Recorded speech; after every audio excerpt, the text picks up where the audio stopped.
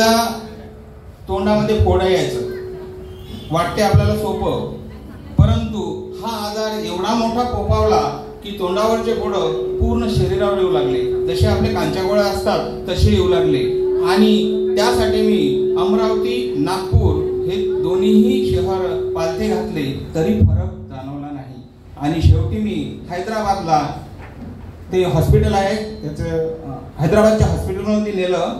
त्या ठिकाणी त्यांनी जळाल्याची ट्रीटमेंट दिली आणि रोज 10 मिली वायसोलेन 10 नावाची गोळी, जे की स्टिरॉइड आहे, ते सतत घ्यावं लागेल जर जिवंत राहायचं असेल तर.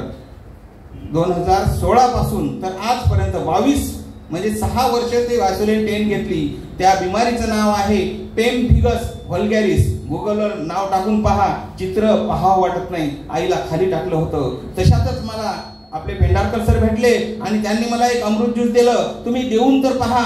आणि आईला ते अमृत ज्यूस दिलं. चौथ्या दिवशी वायसोलेन 10 नावाची गोळी बंद झाली. आणि आज 2 वर्ष झाले. आज आई टणटण आहे, चालते फिरते उठते बसते, स्वतःचं काम करते.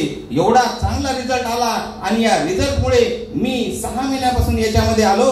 आज मला 15 ते 20 हजार रुपये दर हप्त्याला येतात. 80,000 रुपये महिना याच्यातून मी कमवतो.